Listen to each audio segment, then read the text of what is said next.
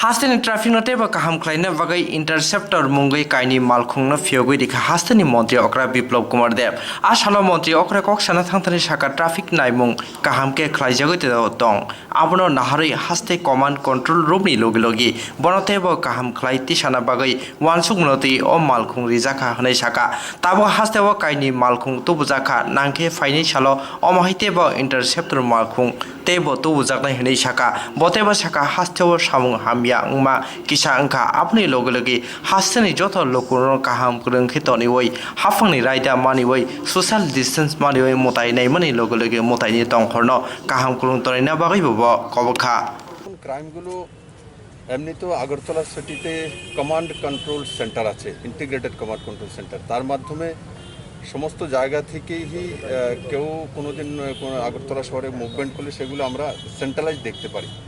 আর তার সঙ্গে এই ভেহিক্যালটা যখন যোগ হবে তাতে আরও বেশি লাভ হবে। আর এমনি তো আজকের দিনে ত্রিপুরাতে ক্রাইম রেট কমেছে, আগরতলা সিটির ক্রাইম রেট কমেছে উইথ প্রুফ। তার একটা বড় কারণ ইন্টিগ্রেটেড কমান্ড কন্ট্রোল সেন্টার, তা দিয়ে পুলিশিং সিস্টেমকে আমরা আরও ডেভেলপ করছি এবং আমাদের কাছে প্রমাণ রয়ে থাকে কেউ কোনো মানে অনাধিকার মুভমেন্ট যখন হয় তো সিসিটিভির মধ্যে ক্যামেরা রোল থাকে, অত্যাধুনিক ক্যামেরা সেগুলো।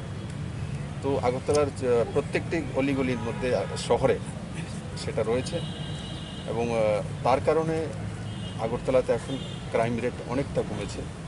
আগামী দিনে আমি আশা করি যে ক্রাইম রেট আরও নিচে যাবে।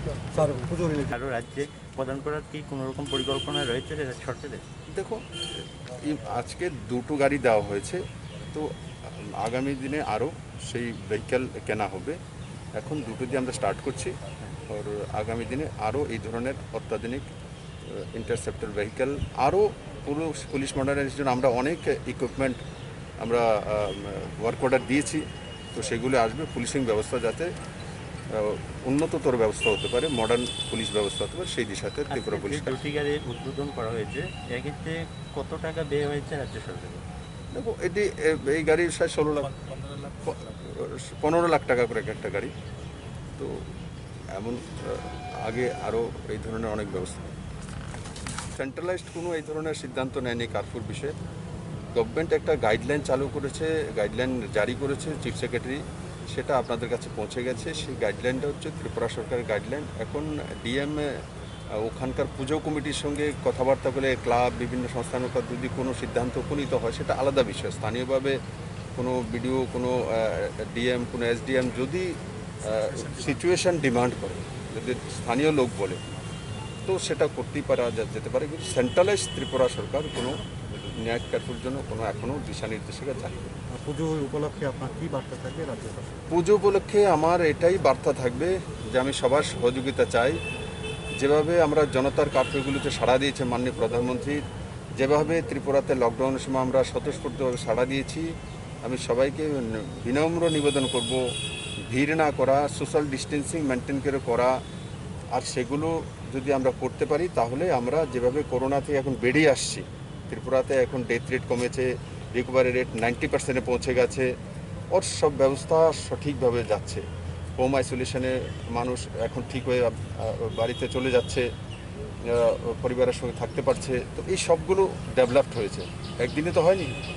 সেটা যাতে কোনো মতেই কেরালার কপি না হয় পোঙ্গলের, সেই জিনিসটা আমি সংবাদ মাধ্যমের মাধ্যমে প্রচার করার জন্য বলবো যে করুন দুর্গাপূজা, যে গাইডলাইনটা মেনে করুন, সোশ্যাল ডিস্টেন্সিং মেনে করুন, আর একাট্টা হয়ে না বেরোনো, কোনো জায়গায় একাট্টা হয়ে ভিড়ে না দাঁড়ানো। দেখুন, আমরা অনেক সময় বেরোই, আমার পরিবারের সঙ্গে আমরা জানি যে আমার 5জন পরিবারের লোক আছে, এই 5 জনের মধ্যে কেউ হয়তো বা হয়নি বা হয়ে গেছে, তবুও এই 5 জন যদি একসাথে তেমন কোনো অসুবিধা নেই। কিন্তু আমি যেমন দুর্গাপুজোতে বেরোবো, কে কোথা থেকে এসছে কোনো জানাই নেই। 2 জনও যদি একত্রিত হয় তাতেও প্রবলেম হতে পারে, 3 জনও যদি একত্রিত তাতেও প্রবলেম হতে পারে। তার জন্য নিজের জীবন সর্বোপরি। পূজা তো প্রত্যেকবার আমরা করব, মা বলেনি যে পূজা করতেই হবে। মা তার সন্তানকে বাঁচিয়ে রাখতে চায়, সেটা হচ্ছে মূল ধর্ম। সেই দিশাতে যাতে আমরা সবাই মিলে স্বতঃস্ফূর্তভাবে কাজ করি। স্যার, আজকে অত্যাধুনিক গাড়ি ইন্টারসেপ্টর ভেহিক্যাল আমরা অত্যাধুনিক ট্রাফিক পুলিশ ব্যবস্থার জন্য এগুলো ক্রয় করা হয়েছে। পুলিশ মডার্নাইজেশন ফান্ড থেকে সেটা আসে। ত্রিপুরাতেই প্রথম এই অত্যাধুনিক স্পিড মিটারের সঙ্গে সঙ্গে স্পিড কন্ট্রোল করা, দেখা, 500 থেকে 550 মিটার দূর থেকে সমস্ত গাড়ির নাম্বার প্লেট সহ ডে নাইট ক্লিয়ারিটির সঙ্গে চলে আসা, তার মধ্যে চালান, তার মধ্যে ড্রিঙ্ক অ্যান্ড ড্রাইভ, ড্রিঙ্কিং করা হলে তার চেক করার জন্য ব্যবস্থা, সে সবগুলো অত্যাধুনিক পদ্ধতি তার মধ্যে রয়েছে। আর আমরা বিগত দিন লক্ষ্য করেছি যে বিশেষ করে আগরতলা থেকে সাবরুম যে নতুন রোড হয়েছে ট্যাপ শোল্ডার, তার মধ্যে মানে স্পিডের কারণেই 90% অ্যাক্সিডেন্ট হয়েছে। ট্রাফিক পুলিশ চাইলেও সেটাকে স্পিড ব্রেকার লাগিয়ে দেওয়া বা তার মধ্যে কোনো কন্ট্রোল করার ব্যবস্থা, ব্যারিকেড লাগানোর পরেও দেখা যাচ্ছে যে সেগুলো মানছে না। তো এখন তার মাধ্যমে সেটা আমরা নিশ্চিত কন্ট্রোল করতে পারবো, কারণ যেটা চালান হবে আর সঙ্গে সঙ্গে হোয়াটসঅ্যাপ করে তার কাছে পৌঁছে দেওয়া হবে, আর শক্ত কারবাই হবে তার মধ্যে, আর উইথ প্রুফ, আধুনিক প্রুফ থাকবে। বিশেষ করে আমরা এই রুটটাকে চিহ্নিত করেছি। আর জিরানিয়া আসাম আগরতলা রুটে জিরানিয়া একটা পোর্শন আছে, জিরানিয়া মোহনপুর, ওই পোর্শনটা, এই দুইটা পোর্শনেই ত্রিপুরা সবচেয়ে বেশি অ্যাক্সিডেন্ট হয়। আমি আশা করি এতে ত্রিপুরাবাসী লাভবান হবে এবং যারা এই ধরনের অনিয়ন্ত্রিত বাইক বা গাড়ি চালায় তাদের উপরে কন্ট্রোল আসবে এবং এতে অ্যাক্সিডেন্টের মাত্রা কম হবে এবং তাতে আমার ত্রিপুরা নিশ্চিত মানুষের জন্য একটা শান্তির সূচক হয়ে সবার জন্য সহযোগিতা করবে।